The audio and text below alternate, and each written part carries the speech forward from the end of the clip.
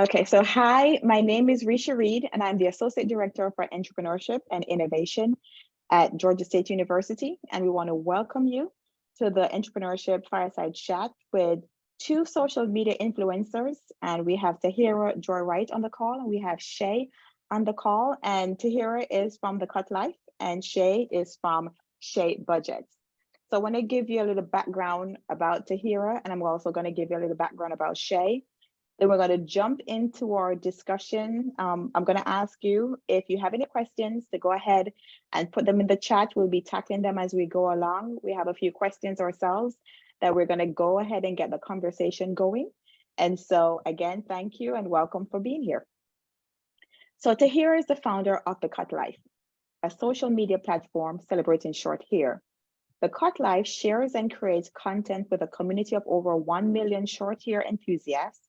In addition to providing inspiration, The Cut Life supports and amplifies the creativity of Black hairstylists through advertising, education, and content collaboration. As a former publicist, Tahira Joy executed press efforts for Atlanta's music and entertainment industry elites, including Ludacris and Keisha Knight Pulliam. Tahira pivoted to the beauty industry in 2013 with the launch of The Cut Life and has continued to merge both worlds via her own brand. Tahira has a BA in communications with a public relations concentration from Georgia State University. She is on the board of Keisha Knight Pulliam's Camp Kizzy Foundation and an ambassador for the Right Hand Foundation, providing support for single women and children in Atlanta. Shay of Shay Budgets. Shay is a wife, dog mom, school-based counselor, financial social worker, business owner, content creator, and so much more. She's very determined to create and lead a life that she absolutely loves and enjoys. It has always been her mission to craft her perfect life, and inspire and encourage others to do the same has been her life's work, both online and offline as well. And so join me in celebrating having Shay and Tahira on today's call. And so I see, remember to go ahead and put your questions in the chat, but I'm going to start with the very first one is, this is for both Tahira and Shay. Are you a full-time social media influencer? Who wants to tackle that? I could start. Hi, everyone. It's a pleasure to be here today. And thank you, Risha and team, for having me.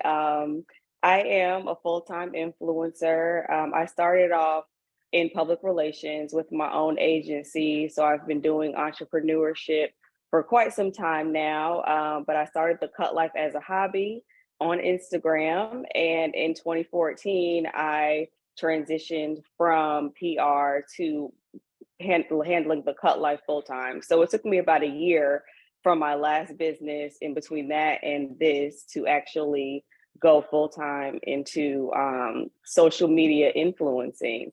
And it's been a journey ever since. I'm actually in New York now because I had a campaign shoot here yesterday. So that's my life, is definitely like traveling, creating content, posting content, brand partnerships, connecting, on talks like this often. But yeah, it's been a journey, but it's what I do full time. It's not always easy because you're in an eat what you kill type of industry if you're an entrepreneur. So there's constantly different things that you have to maneuver, but I wouldn't trade it. I love what I do, and I'm just excited about what's coming. Thank you. Shay? Hello, everyone. I am what I consider a part-time influencer. So I work full-time in public education. My husband does as well, which is why I do, so we can have summers off and all of our breaks off together. Otherwise, I'd probably go back to my old job, but I consider myself to be a part-time influencer. I got started in 2017. And, since then I've just been continuing to work full-time outside of Shay Budgets and outside of the brand, while also maintaining the brand. Thank you. Now we do have a question in the chat from Justin. What was the turning point for Tahira for you as an entrepreneur to pursue The Cut Life as a full-time job versus a hobby or a side gig? Got you. So when I was doing PR, I was mainly in the music and entertainment industry. And it's an exciting industry, but it can also be very grueling, especially when you're working as a freelancer. And I got to the point where I was a bit burnt out and again started the cut life as a hobby. But the turning point came for me when I saw that the following just started snowballing and growing even faster than I could have ever imagined. And I had a friend at the time who worked in the beauty industry as a copywriter and marketer. And she approached me. I think at that point, my following was maybe 1,500 followers. And she said, "Hey, I love what you're doing, with the cut life. I love the content that you're sharing. And I work with a beauty brand that could sponsor doing an event, in partnership with the cut life." And so when someone comes to you saying, "Hey, I want to spend money with you based on the platform that you're creating," even though it wasn't even at like huge numbers at that time, that rung a bell in my mind to say, "Hey, like there's opportunity here."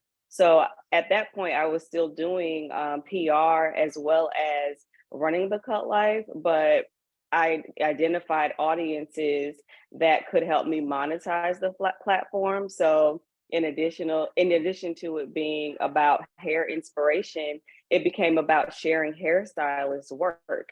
And so they wanted to pay me to advertise on my platform. And so as that revenue started coming in, along with additional brand partnerships along the way, because a lot of times when one person gives you an opportunity, it opens the door to other people to want to partner. And so I took about a year from that time to actually saying, "Okay, I think I'm in a good place where I really want to just let PR go." And this year, the cut life will be 10 years old, and I haven't looked back since. Thank you. Now, Shay, you're doing this part-time, as you said. Why haven't you transitioned to doing this full-time? I don't think that I like it enough to replace the passion in working with my children and families and students. So the two just really don't compare. When I wake up each day, I'd much prefer to go counsel some children and help them through their school days, or whoever I'm working with. Normally I'm working with kids because that's my preferred population, than to film content or that type of thing. So I think my passion will probably forever lie with counseling and working with kids and families. Thank you. So the next question we have is, how would you describe your personal brand, or at least the brand that you make money off, whichever one you want to actually go with? Tahira, Shay, do you want to wanna tackle go, that? or- Okay, sure. I guess I would describe it as, I don't know, it's pretty chill. I have a laid back approach. I don't really meet a bunch of guidelines or take it too seriously. It's still very much in the hobby phase of my life. And so, of course, much of what I do is talking about finances and working with people to improve their finances on a macro level and a micro level, because I do coaching occasionally if my schedule permits it. But I don't know, it's still, like I said, pretty much like a hobby. So when it's a hobby, I feel like when you're doing this as a hobby, which I try to explain to people, is that there are lots of different things that you get to do or not do than if you were to be relying on this as an income to feed yourself or your families. So I just have like a casual approach, and I have that same approach. I think that's my approach in life is casual, but I also have a casual approach when I'm coaching people, or when I'm communicating different, methods and strategies for managing money,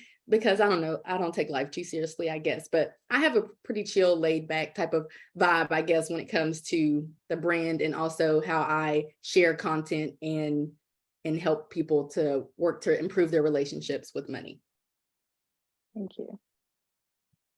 Oh, so for me, I would say my brand is about authenticity and relatability as it relates to Black culture and Black hair culture, which is very specific. I'm someone that grew up in a salon environment. My mom would take me to get my hair done on Saturdays, and there's a certain culture around that for anyone that's experienced it. So we've taken that and translated that to online content.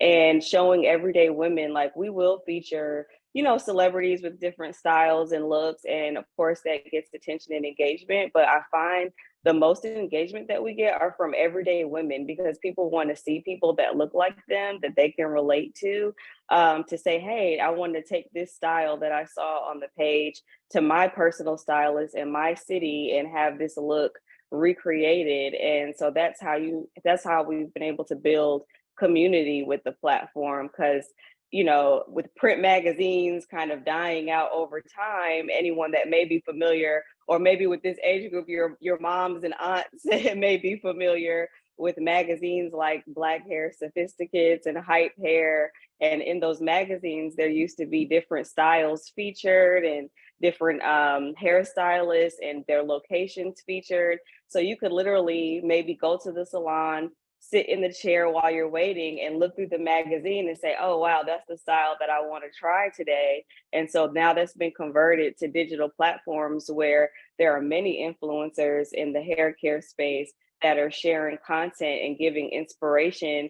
And you can hold that inspiration in the palm of your hand with your smartphone. So that's really what the brand is about. It's about, you know, taking that salon culture and making it digital and creating a community around it.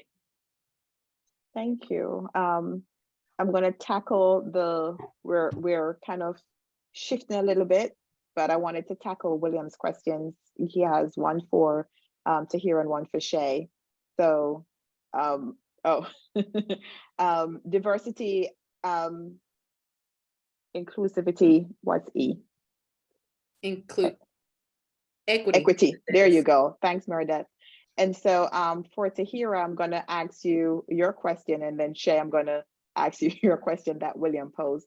And Jade, I'm coming to your question in a minute. So for Tahira, William is interested in going into the PR industry for entertainment industry. I'm trying to read the question. What advice would you give someone like, I'm using he, him as a presenter, gender, I could be wrong. So that's for Tahira. And then while you're thinking about it, Shay, your question is about, I think you've read that. What are your thoughts about the state of things tied to anti-DEI movement, if you've experienced that? And so Tahira, I don't know if you can see William's questions in the chat as well. Okay. And I can rephrase it. Did you want me to go first or Shay? Yeah, so I think if you could go and then Shay can think about her question. Okay. So yeah. Okay. Yeah, no problem. So what I can do, I whenever I give, I guess, advice, I say that there's so many ways to an end goal that, you know, not one particular method is just a for sure route. But what I can do is give you a bit about my experience and how I got to work in the music and entertainment industry, and hopefully that's helpful for you. As a student at Georgia State, as early as I think second semester of my freshman year, I started interning at Hot 107.9 because I knew I wanted to work in the entertainment industry. I wasn't really sure exactly what I wanted to do.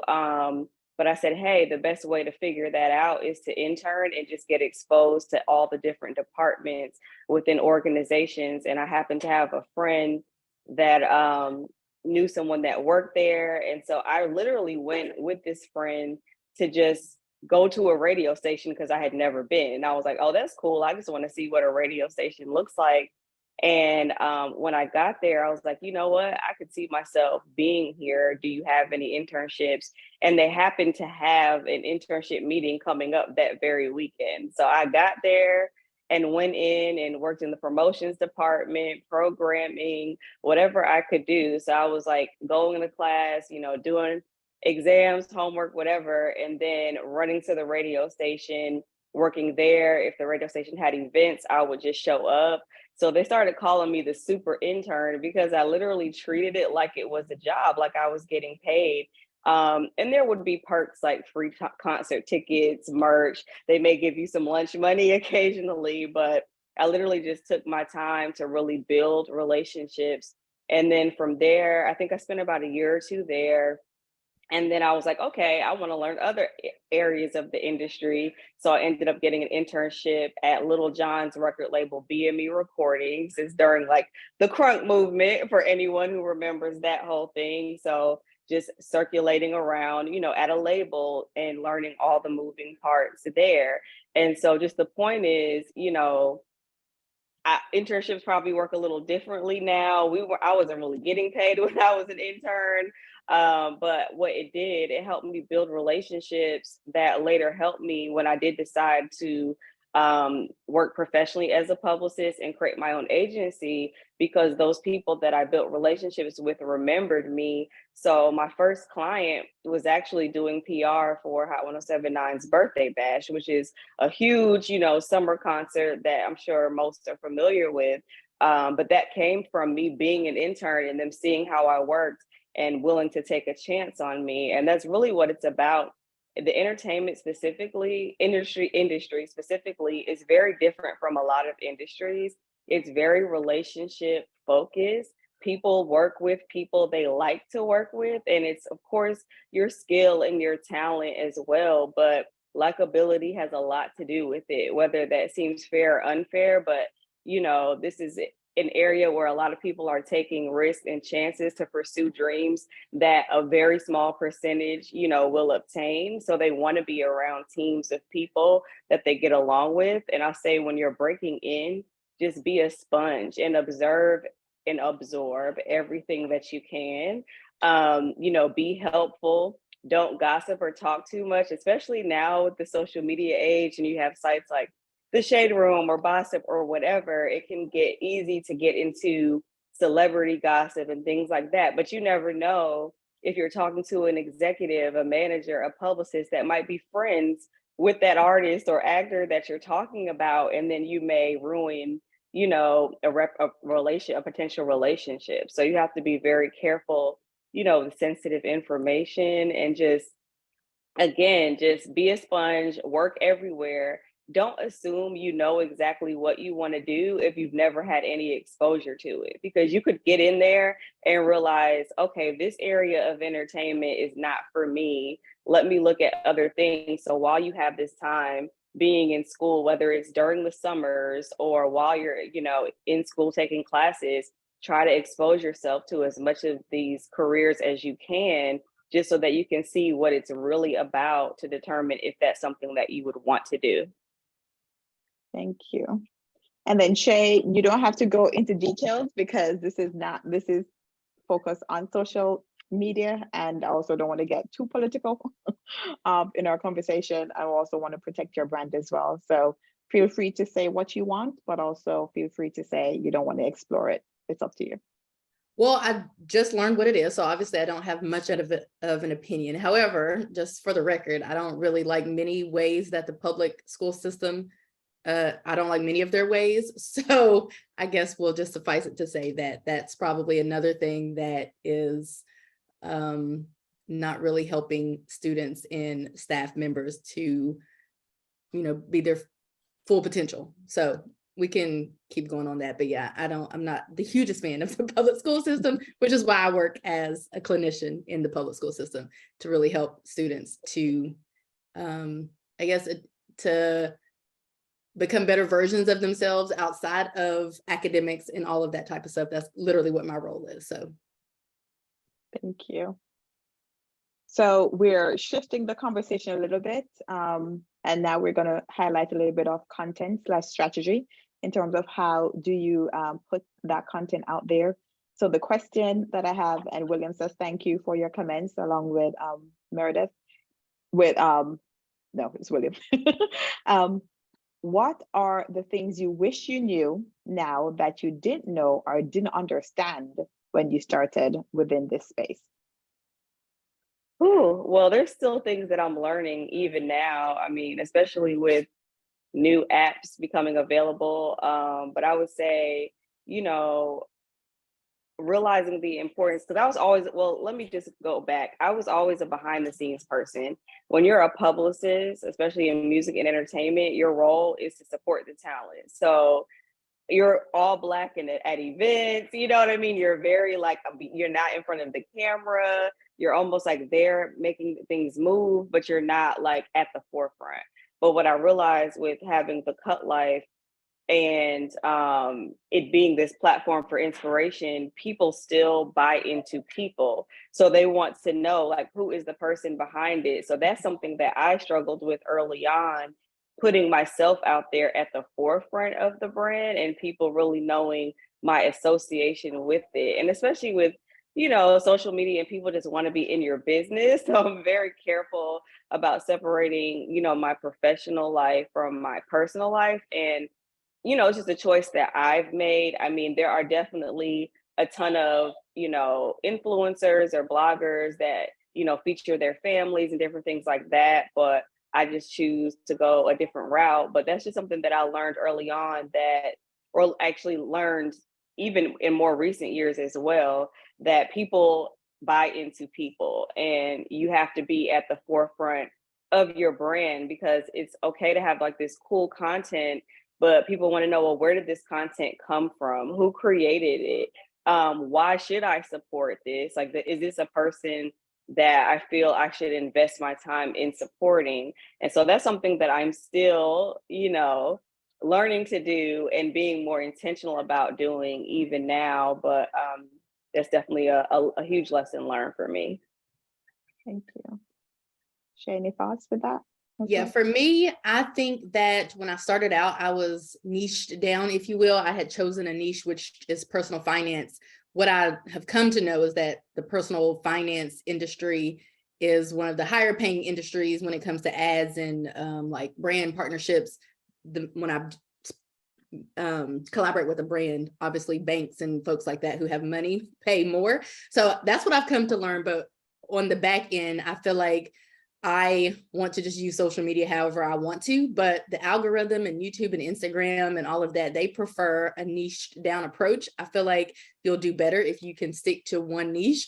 I choose not to. And I think that I reap the consequences of that when it comes to like looking at my AdSense now, even if I may get the same amount of views than before, or looking at how some of my content does in terms of views and all of that type of stuff. So what I'm learning from especially experts out there is to pick a niche and to stick with it. Like I said, I've kind of ruined all of that by putting out whatever kind of content I feel like putting out, but I definitely would have probably just stuck to, and just to piggyback off of what was said before me. And that is, I feel like there is pressure for viewers to know who the person is that they may be buying from or that they're watching and all of that. And so I think that's why sometimes people share their pictures of their babies or, you know, all those types of different things that I wouldn't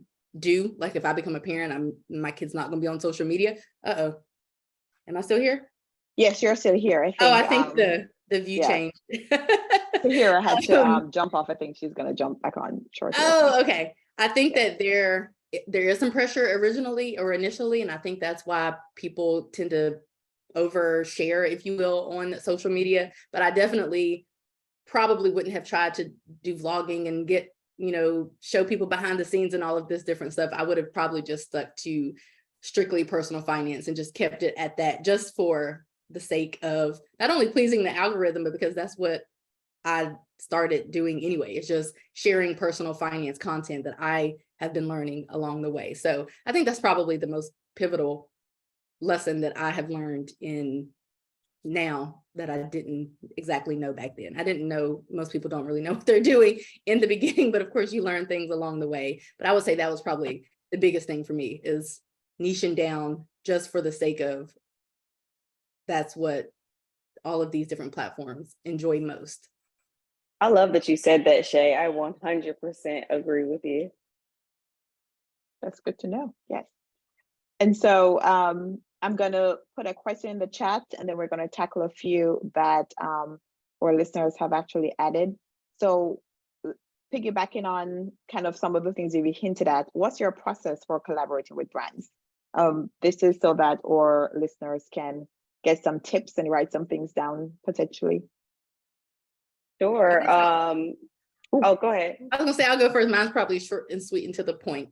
Currently, I have not actually reached out to brands to collaborate, but that's not because I feel like I don't want to or don't care to do that, but that's because I just have learned that since the beginning, there's always an influx of emails coming in with companies trying to collaborate. And so I just kind of weed through and try to pick through the ones that fit my brand most. But I really prefer, and what I will do is try to make if a brand reaches out, like Chime Bank, I work with them a lot. So if they reach out, well, I know after working with them after all of these years, what type of different, like who to talk to and what I can try to work with them on or about. So if they want me to do, let's say, one short form content, one piece of content that they can post on their TikTok or Instagram, I will try to extend the contract, if you will, and try to get a longer contract with them. Therefore, I don't have to kind of wait for emails to come in. I don't have to reach out to companies, and I can kind of just stick to creating content or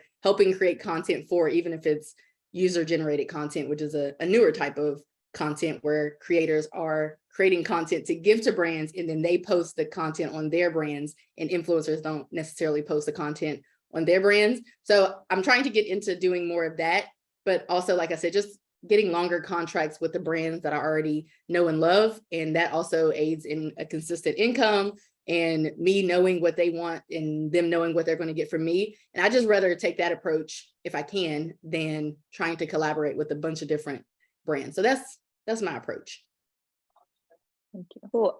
I would say first think about what type of content creator you want to be, and what lane you're in. So is it health and beauty, music and entertainment? Are you a critic?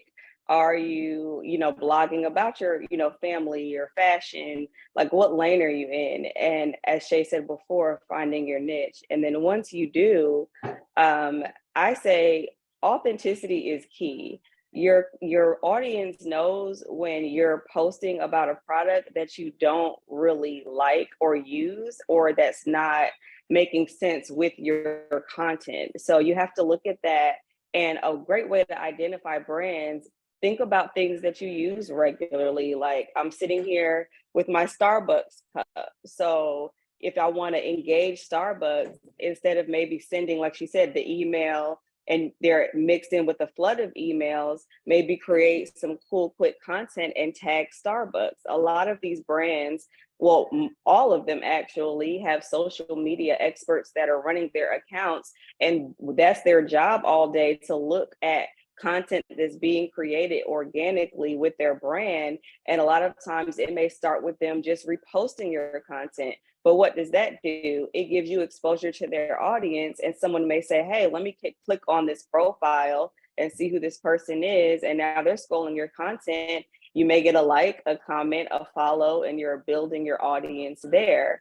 And then from there, if it's brands that you really are brand loyal to, then you can kind of show that loyalty by, like I said, creating content, tagging. It doesn't have to be a full-on production where you're even spending any money outside of what you would normally do to purchase that brand, but you use your iPhone.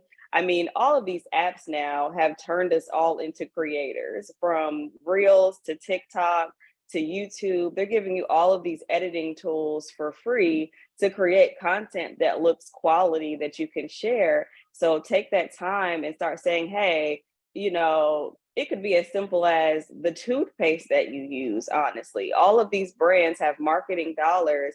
And if it's something that is organic to you and the type of content that you're creating, tag them and share that content and start building those relationships online and make it organic. And then, hey, if they do repost you and your content is getting a lot of views, now you have leverage to actually go to that brand and email them and maybe put in the subject, Starbucks video gets 2K views, and then put there, hey, I would love to connect with someone on your marketing team about creating content.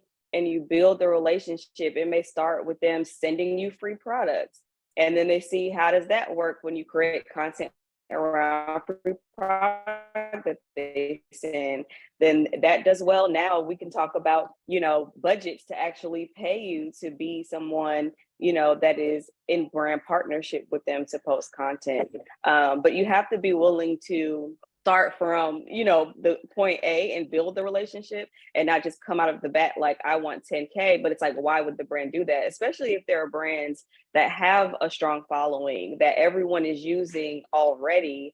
What makes your content unique? What makes you stand out to that brand? Have you identified an audience that brand might not be paying attention to? Do you feel like, hey, I use this brand, but I don't see someone like me, being represented? Those are ways that you can create conversation to build those partnerships. And then also like partnering with people across from you, like other content creators, and finding out how you can collaborate and amplify the content. Instagram now has that tool where you can connect the content on 2 pages. So if you have someone, like say you're a food critic, but this other person is a chef, maybe you guys collaborate on content and create even more engagement, and then you can tackle brand partnerships together.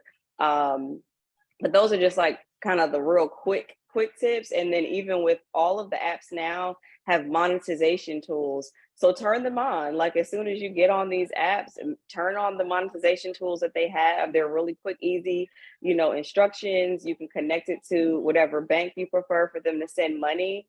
And you never know, you might go live talking about a subject that's of interest, and people are like, hey, I love their content, I'll pay for badges. And now you have, money being sent to you by, now Meta, they'll send you money, for you going live. So utilize all the tools that are there. I always tell people, sometimes you're just on a social media app and you're just doing like the bare minimum, but you're not really diving in to say, well, let me go to the creator tools tab and see what they have to offer, and really research those things, because they're there to help you.